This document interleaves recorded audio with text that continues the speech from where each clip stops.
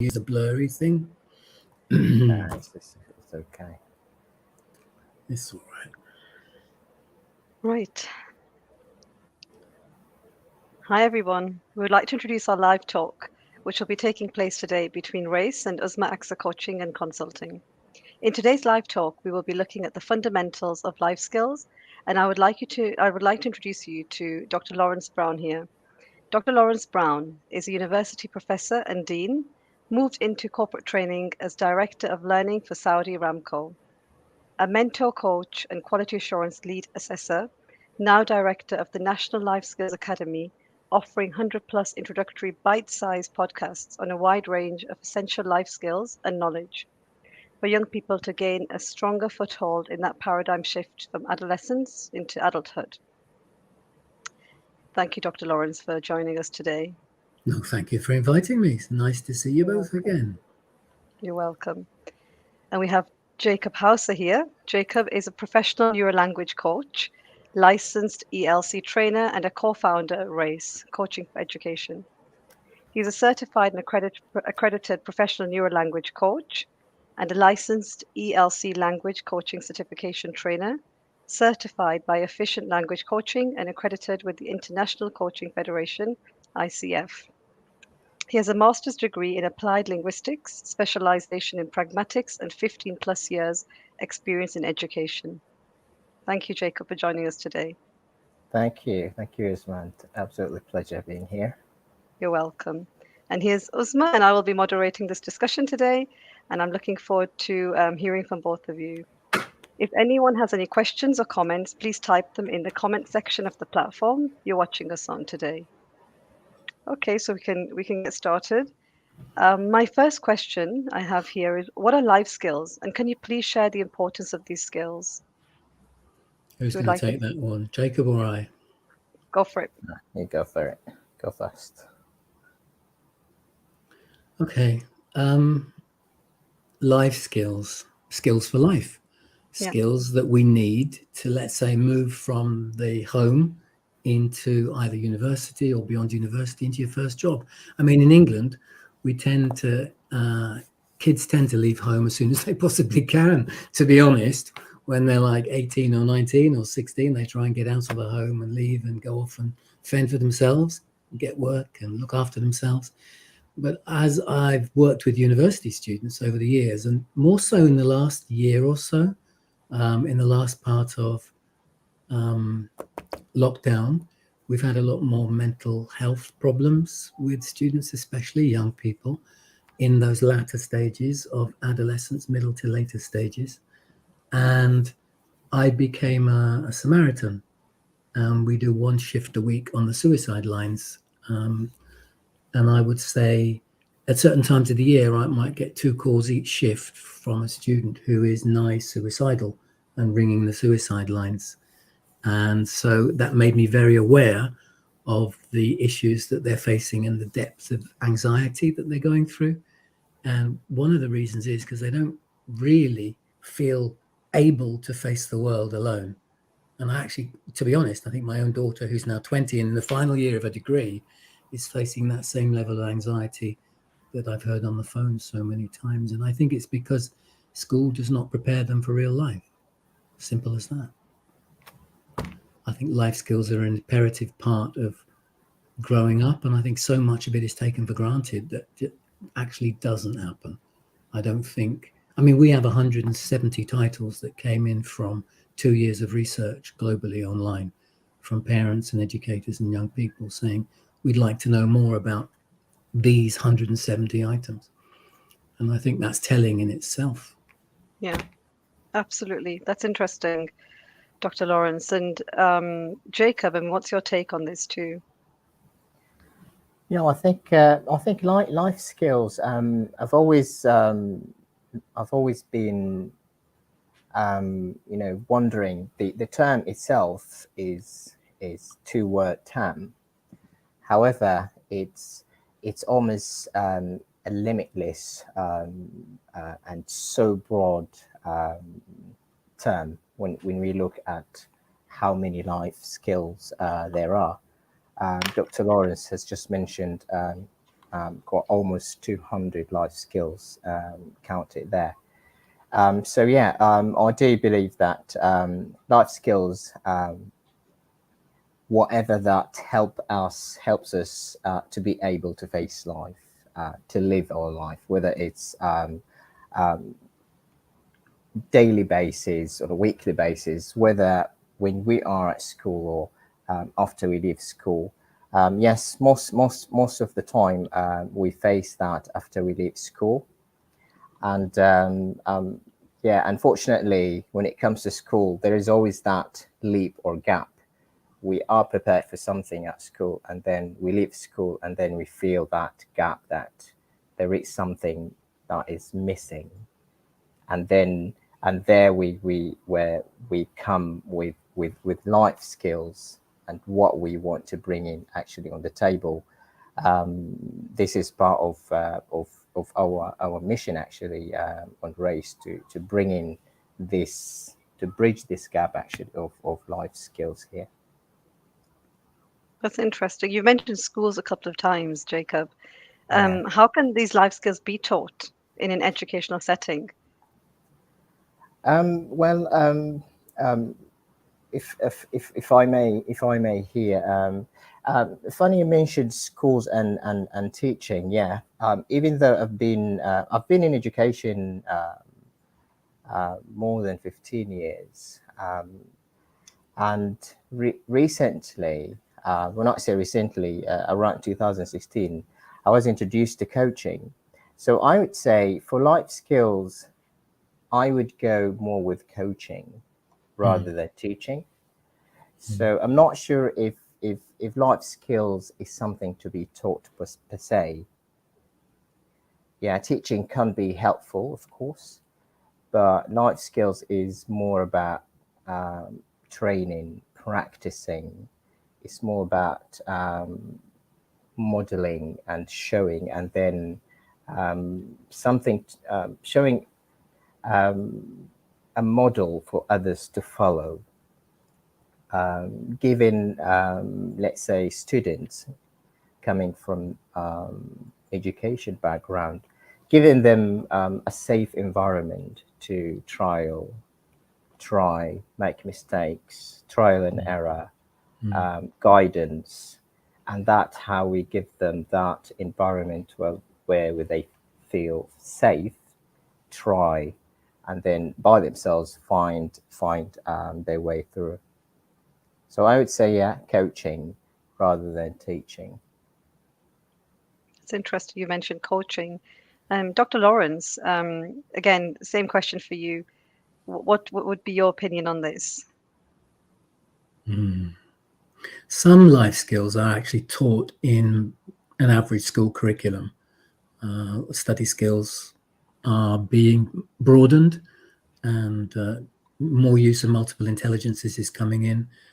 Even the way that the school curriculum is modeled through elementary up to high school, and then up to, if you're doing A levels or IAB, and then moving on to university, and then universities, they're actually preparing you for the next step, subtly inbuilt into the systems they use. So, for example, if you do a degree, what you may not realize is that you're already prepared for a master's degree interview. And if you do a master's degree, what they're building in is the level of expertise and skills and study skills that you already need to move on to a PhD level or a doctorate level, for example. So some of it's inculcated. But I'm talking about for the life skills that we work with, and the ones that were suggested over the 2 years of research we did during lockdown. We got things like bullying. You know, what does the term actually mean? If you ask a kid at school if they're being bullied, they're going to say no. They just don't want to admit that they are. So we found that using different terminologies, different words, they're more likely to say, yes, I am being bullied. Circles of influence. Do we talk about an adolescent's circle of influence? Do they understand about the inner circle of influence and those things they don't have influence around, and how they can spread out their circle of influence? We talk about constructive feedback. Do they really know what it means? You know, we talk about coping skills, but we don't teach coping skills. they've heard the term, but they don't know what coping skills are. We just assume they pick them up as they grow older. Well, they don't actually. And they need to know these things. And I don't think school is the place for a curriculum that's as broad as this. Teachers are saying they don't have time to even cover the syllabuses in their working day. So how are they going to possibly bring in things like anxiety and anger and forgiveness and active listening? They can't. Wow, that's interesting. Where would this go then? Where would these teaching skills be taught to the adolescents, if not at school? Well, the way we've approached it is by drafting short, informative scripts and then turning them into 10 or 15-minute talks. They're not actually a podcast because nobody's responding. They're actually a talk, is what they are. And we've approached it in a stepped method, whereby we introduce the topic as best we can, and then we talk about its various concept elements as we go through, and we're introducing keywords, the keywords that they really need in order to understand the topic area. And now we're turning these into e-learning courses, short, brief e-learning courses. But do you know the difference, for example, between being sad and grief? We talk about grieving and grief, especially, of course, during COVID. They've heard it a lot. Do they actually know how to recognize grief and the 4 major stages of grief?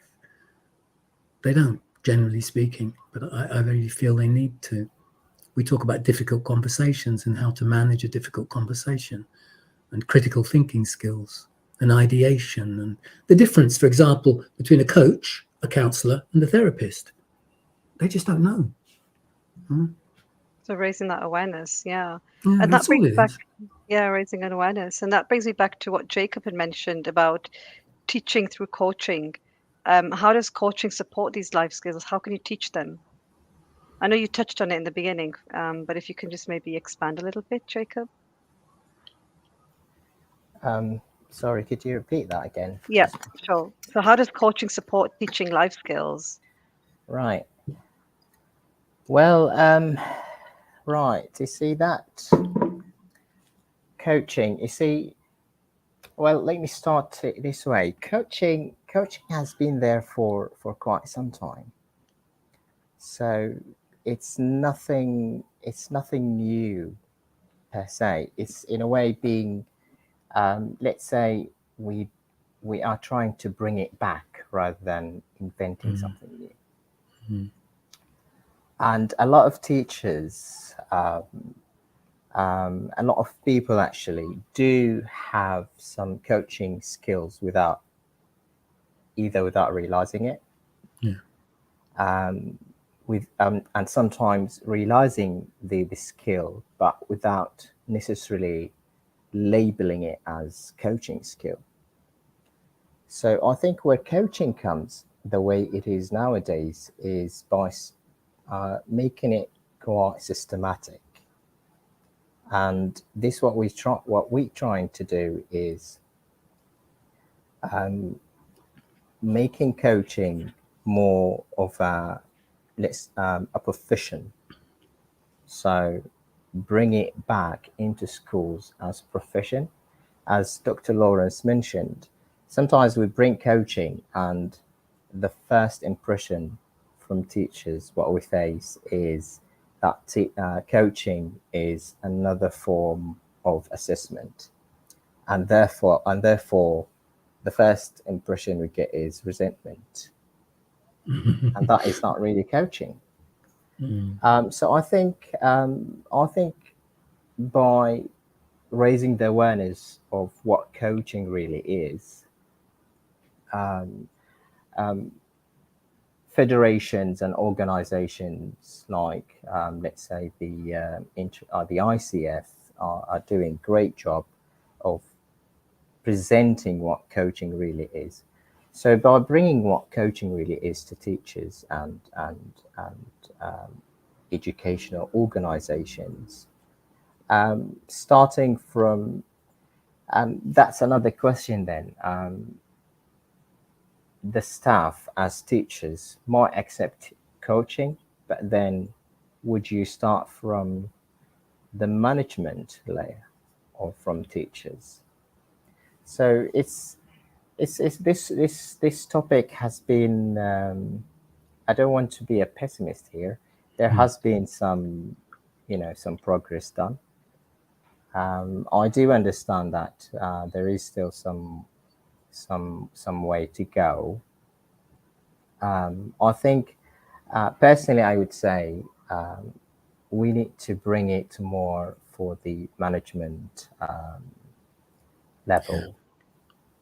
The minute they understand more about coaching, what it really is, how beneficial it is, bringing coaching as a tool of let's say guidance and support, rather than, because sometimes coaching is brought as a tool of punishment. We don't want that.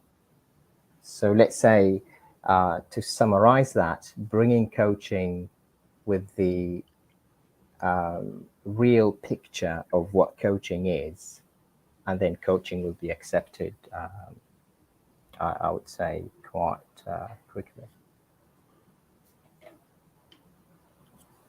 Wow, that's interesting. And that takes me to Dr. Lawrence, and I'm just curious to know if you use coaching techniques in your practice as well. Yeah, we do. In fact, I just spent a week in Saudi.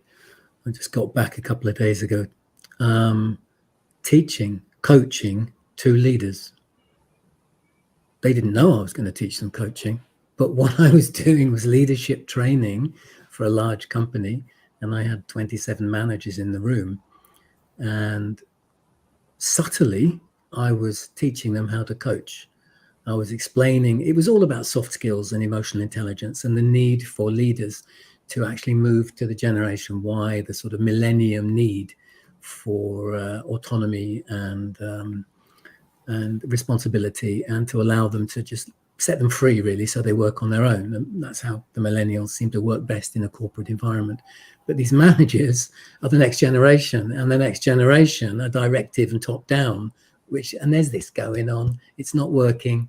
So they brought me in to teach essentially what I realized after the first hour of talking to these 27 managers was open-ended questioning.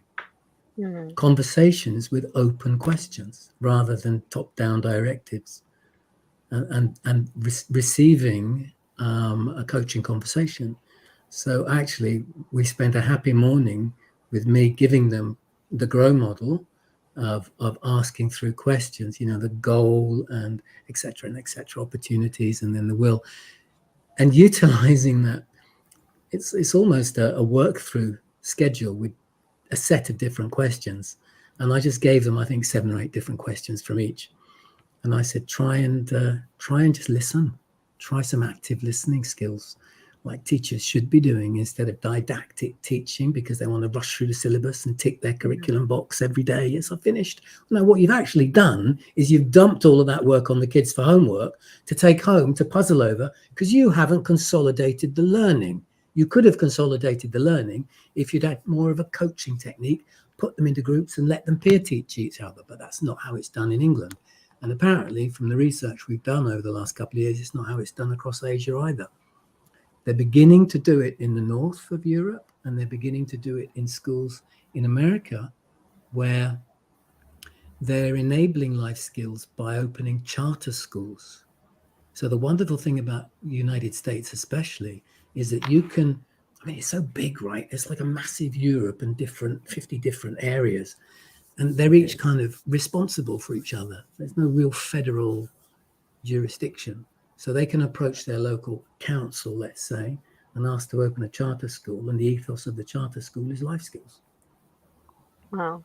Just like the school you introduced me to just now. And this week, you introduced me to that gentleman in the UAE.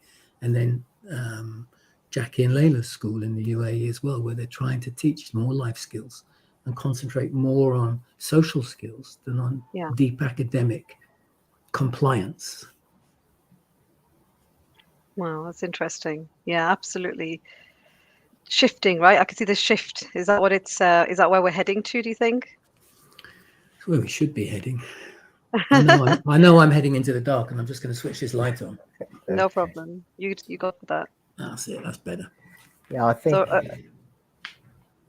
Yeah, I think. please. I think funny that what Lawrence has just said, because I remember Martin, who's not with us today, but he's always said that one thing he always does is bringing coaching, teaching coaching, delivering coaching without saying the word coaching at all, Hmm. Yeah. until he's halfway through the session or the workshop, until the participants realize that, oh, this is really nice, what is it? And then he would say, oh, this is coaching. And then everyone, oh, I like coaching then. And then he would go, okay, let's have more coaching then. So yeah, I think that's That's that could work. interesting. That's an interesting take too, and that brings me Yeah, to the question, Jacob. Here, coaching in education. What are the yeah. pros and cons that you can see? I can't see any cons except they wouldn't Exactly. manage to get through their curriculum. They'd be spending all their time talking to young people and getting them talking to each other to learn Yeah. from each other, which is what's happening in a lot of these schools, these Which is charter schools now. They're actually offsetting the ages, for example. So they're blending a more of a village learning environment where right. slightly more mature children, young people, are actually working with younger kids and peer teaching, if you like. I don't want to use the word peer teaching, but that's what I mean. Peer support, peer mentoring, and they're Yeah. going to them with questions, and they're doing practical tasks as opposed to sitting still in rigid lines and Yeah. being thrown snippets of information that they either listen to and absorb or they just fall asleep. Yeah, you see, Uzma, back to life skills. You've just said the constant pros.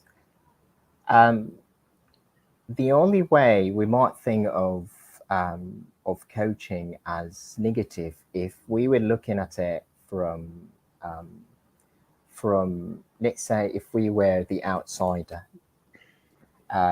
what Lawrence has just said, the curriculum won't be finished. But then, isn't that what learning's supposed to be, or how learning's supposed to be? That it shouldn't be the way we want learning or education to be is one size fits all. And I believe that puts a lot of pressure and restraints on education. Yeah, we Yeah. all have finished the book, but have we all learned what really in that book? So yeah, coaching should be giving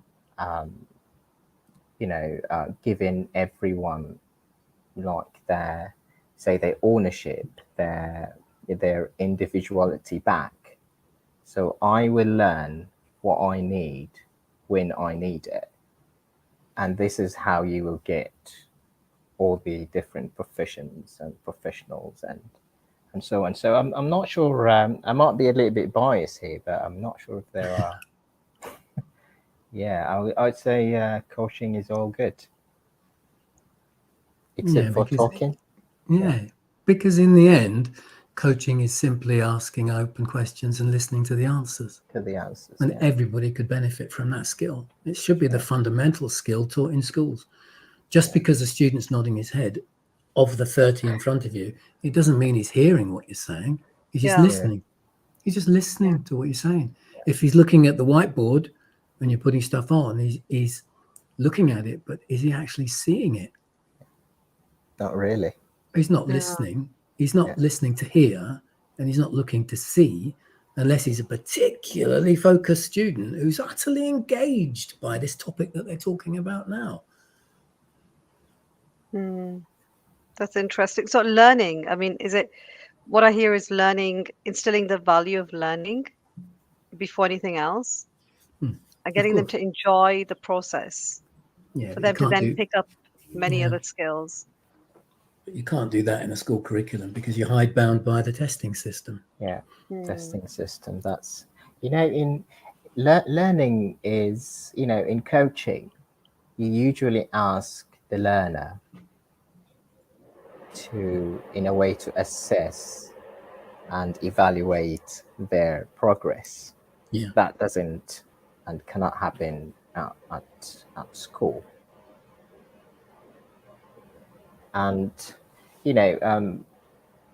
I understand where testing and the testing system coming from, but I still believe that it can be, let's say, it can be modified. And I was going to ask hopefully, you, in an ideal world, Jacob, how would you see that in an ideal world? well, okay, where do I start? I can start by the concept itself, the term exam and test. How many people, like if I ask you and Dr. Lawrence, when I tell you you are going to have an exam tomorrow, how do you feel? How do you feel about? Nervous and anxious. Yeah, there you go. So we all feel anxious and immediately anxiety, and Dr. Lawrence talked about anxiety earlier.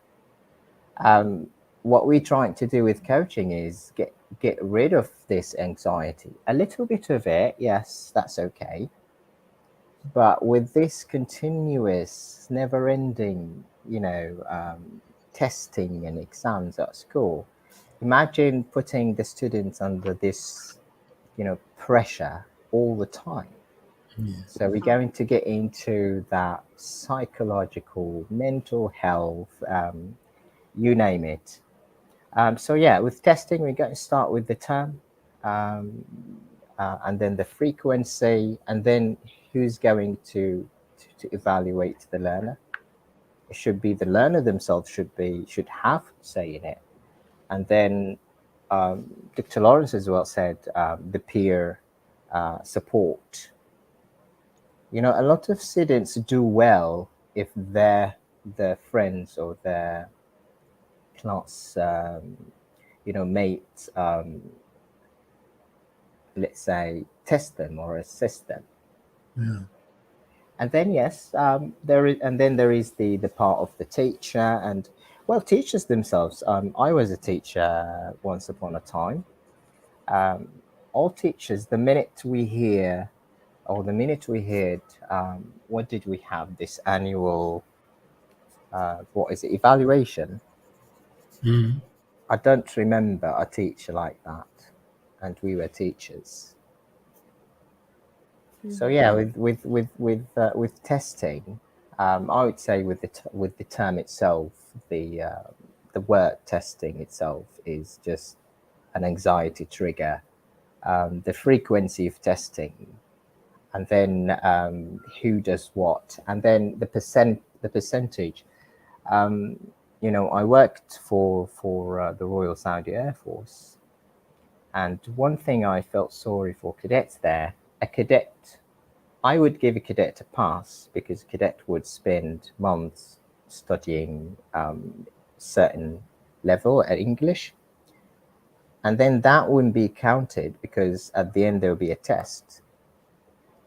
So 4 months, like 4 months working hard, that won't be counted for, and then just 1 hour test will decide the fate of that cadet.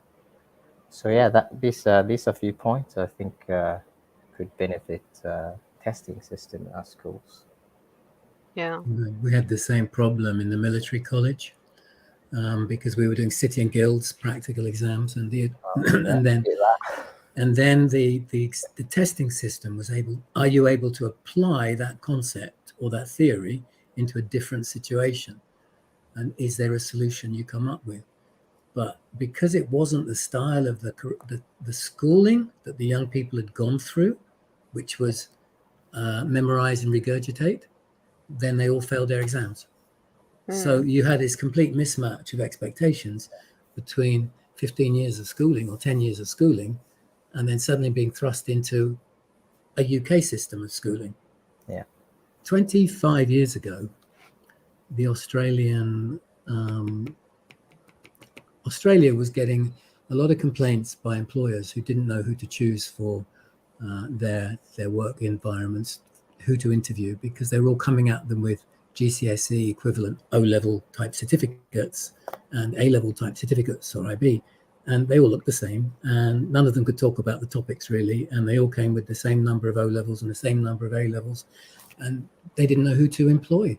So they began something called the Futures Curriculum experiment in about 96, 97, and they interviewed 10,000 people from all of the different areas of Australia, around the edge, not too much in the middle maybe, and they came up with this Futures Curriculum, which was essentially stop giving them the exams and let the young people put their own portfolios of learning together. So when they went for interviews, they could actually talk about their interest areas. They could actually talk about practical things they'd done.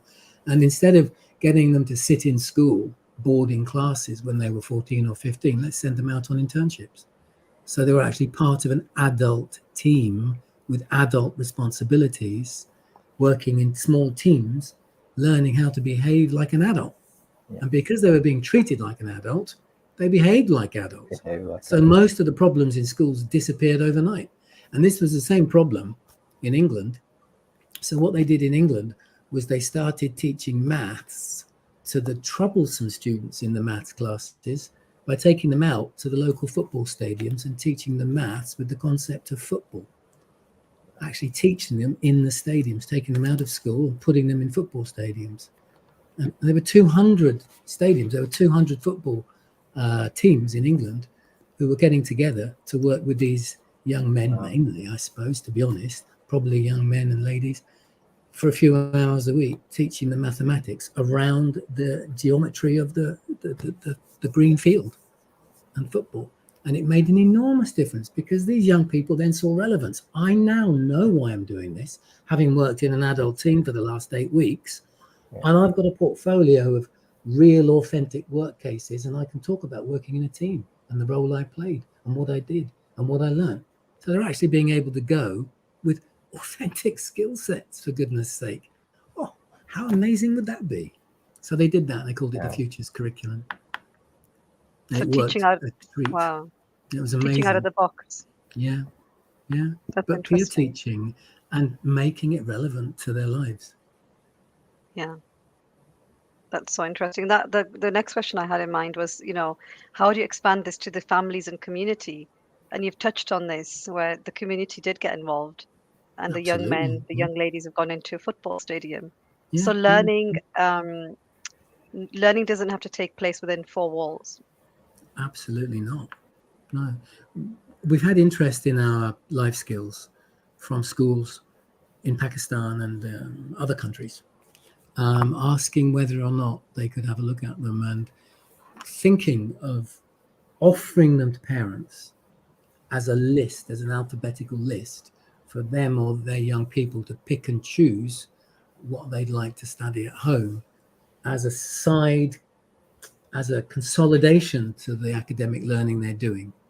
So you could say, okay, my son's suffering from anxiety, we think. So do you have a program on anxiety they could study for a few evenings and actually begin to learn how to control it and actually what it is? Or for example, just being yourself. Do you just appreciate yourself? Have you got self-esteem? They're sleeping very badly because they're studying so late and they're so stressed about their exams, as Jacob alluded to. So why don't we teach them what circadian rhythms are?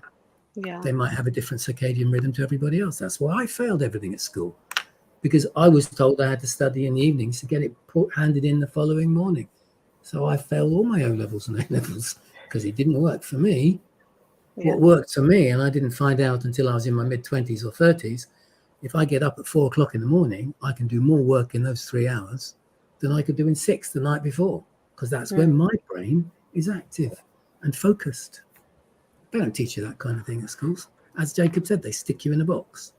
They all do the same thing. Absolutely ridiculous. Yeah. So expanding it now to families in the community at large is really the next step. I can see Dr. Laurence taking.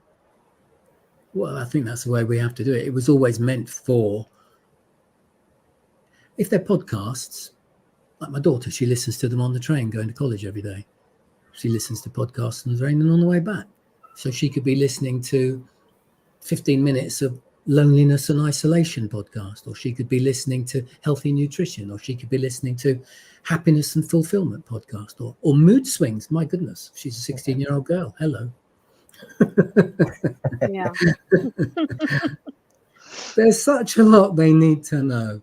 Yeah. They don't have much time, so if you can condense it and make it meaningful to them, I think they will take it on board themselves. Yeah, absolutely.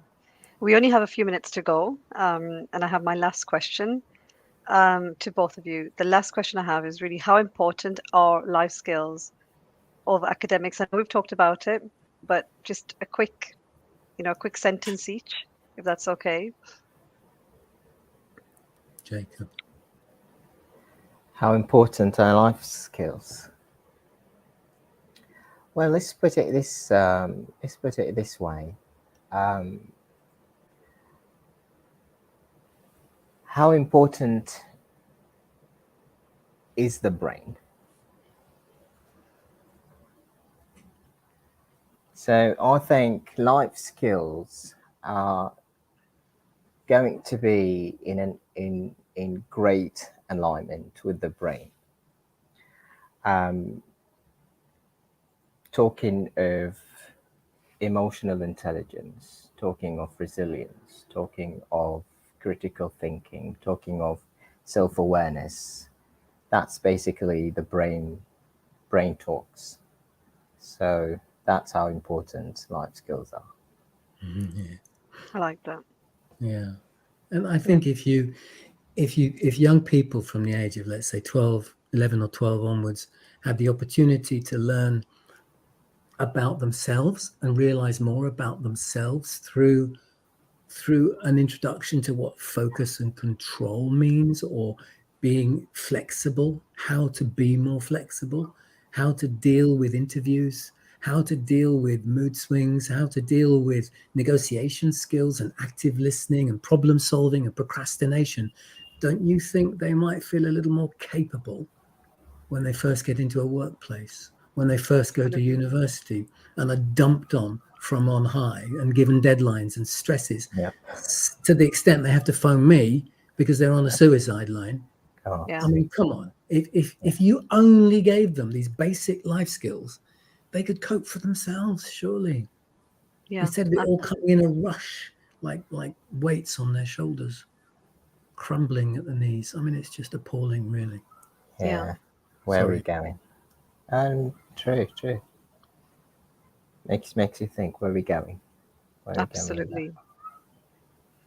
We can only hope for this change to take place, and for our younger generation to have this shift, and we're here to support them in any way possible. But guys, I'm so sorry, time is up. We have I mean, I don't know where the 40 minutes have gone, but thank you so much for coming and joining us today.